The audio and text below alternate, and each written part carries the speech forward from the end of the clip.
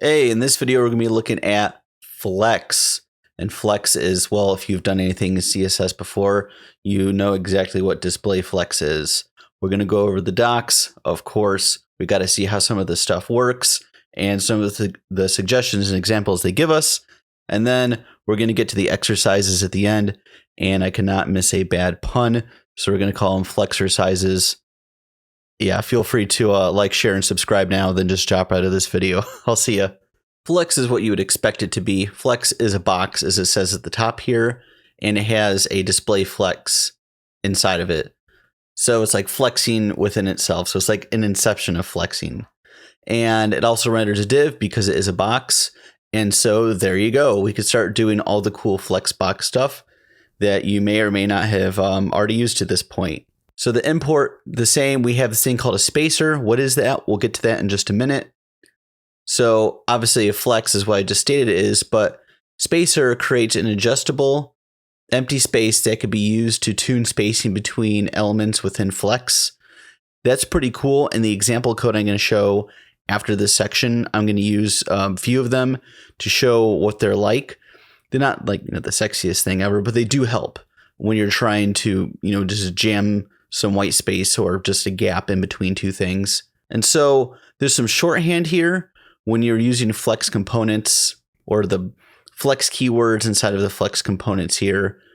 And so Flex direction, the Flex, all this other stuff, you pretty much just take off the first word, which is flex or align or justify, and just make it a single word here. And, you don't have to memorize this stuff. Some people out there are like, oh, if I don't memorize this, I'm not a good developer. Well, that's a load of crap. Just keep this open as you code. I do, and you'll be fine. So we can see the example down here. We have a flex, and then we got some cool stuff going on in here. And we have this flex one. It's jamming this text here up at the top. And let's go down here and actually look at the spacer, because that's, a bit more interesting, I think. So we have the spacer right here, and we could see that we have box one. We have box two is in the code here and right here. And then we have this spacer, and it's just forcing these two things apart right here. And it says, as an alternative to stack, which this is a very linear tutorial, so we've not gotten to stack yet. You can combine flex and spacer to create stackable and responsive layouts. Now there's this little tidbit right here about flex and spacer versus grid and stack. I'm not going to get into this right now because I'm just going to focus on flex, but just know, because Chakra allows you to do, your stuff so many different ways, that there are some differences you may need to consider when aligning your items. Although I'm sure with enough CSS, you could override, just about anything. But it says that an H stack, which has not been covered yet, the children will have equal spacing between them, but won't span the entire width of the container. For grid, the starting points of the children will be equally spaced, but the gaps between them will not be equal. And with flex and spacer, the children will span the entire width of the container and also have equal spacing between them. So it all really depends on what you have, what you want, what your, asks are from business, or how things just look and feel to you. It's not like you have to, especially with a library like this, lock yourself only into using flex, right? Or only using a grid. You could, probably put a grid inside of a flex component if you wanted to, for whatever reason. You could get creative with it. These are just nice to knows as you're going through, and you may be like, something's not lining up perfectly. I may need a grid instead of a flex. And coming down here, we could see one last example of using a spacer here. We have this heading. Once again, we haven't covered that yet. Inside of this flex component, we have a box surrounding it. Then we have a spacer, which is jamming this massive gap here. And then we have two buttons inside of here. And what you see is what you get. There are a bunch of props down here. I'm going to try and cover some of them in this tutorial. Although if you've already worked with, Flexbox before, these will be very, very familiar concepts. And I don't feel it's the place to go over Flexbox in deep detail here, but I'll cover as much as I can about Chakra. If you have any questions, though, leave them below, and I'll try to answer them best I can. So enough talking, let's get to coding. All right, in this example, we're going to make a flex component with some flex items in there. We're going to use some centers, some circles. I'm going to put a picture of my dog in there. I'm going to use the spacers. We're also going to use this thing called text. In Material UI, I believe it's known as typography. We haven't, in a linear fashion, gone over text yet, although you're free to skip around as I release this. But just know the real lesson here is how Flex works with the Chakra UI library. So let's get to coding.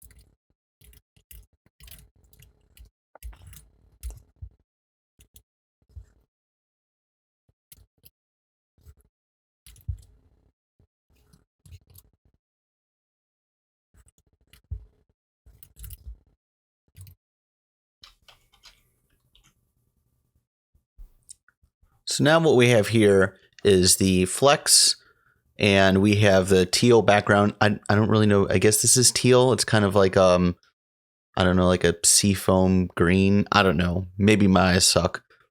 But we can see that we have space around these guys. And what is interesting here is that in the circle, I know I haven't used the image yet. Once again, if you're going linearly through this tutorial series, I have this image inside of here, and I have the border radius box size to match the outside of the circle, because with images, they allow you to do a lot of things in Chakra, surprise, surprise. And so I have these in here, but what about that spacer? Well, let's put a spacer in here and kind of see what it does.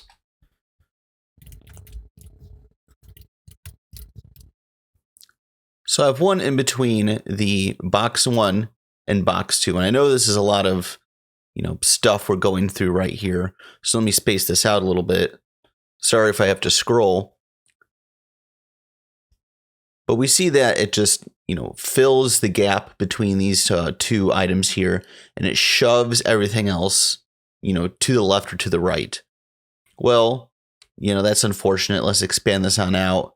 And it still unfortunately does that. Now, there could be some scenarios if you're making some kind of navigation up here and you want your brand of website and your logo and then like a login over here. You may really want that, and that may work for you.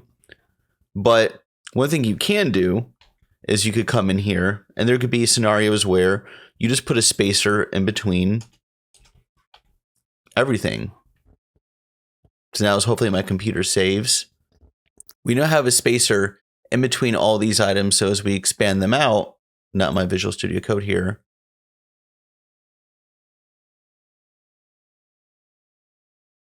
we kind of have that guaranteed gap now. Now you don't necessarily need this. It's all a part of your design, what you want, what your requirements are. But this is just one of the ways that you could use Flexbox, use the spacer. You could put circles, shapes, all sorts of stuff in there, and keep it cool looking. At least I think this is cool. And in our next example, what we're going to do is we're going to create a progress bar, a very, very low level, non-serious one. I'm going to show you how you could do that with this flex component and some other cool features like hooks. So let's get to watching that. Okay, let's go ahead and make our progress bar here. I'm going to have a use state, and I'm going to have an array of objects, And what I'm going to do is I'm going to have questions up there, and I'm going to have a button that clicks next. Now, am I saving the answer to any of these questions? No. Am I doing anything extravagant other than just looping through an array full of objects and printing out the question and anything else? No, not really. But with each object I go through in the array, there's going to be a value, and that value is going to correspond to the margin that we're going to use to fill up the progress bar. So let's talk and let's do some more coding.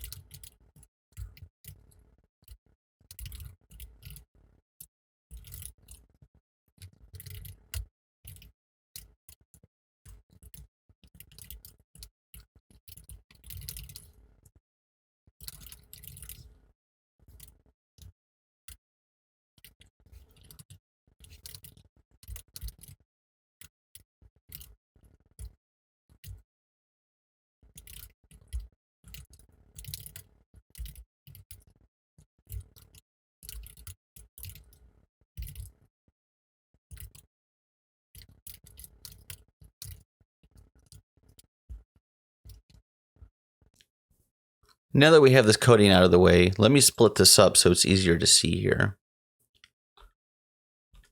So let's start at the top. We have a use state for the index 0. We have an array here, so we can figure that, hey, we're going to use this index to dynamically control where we're at in this array.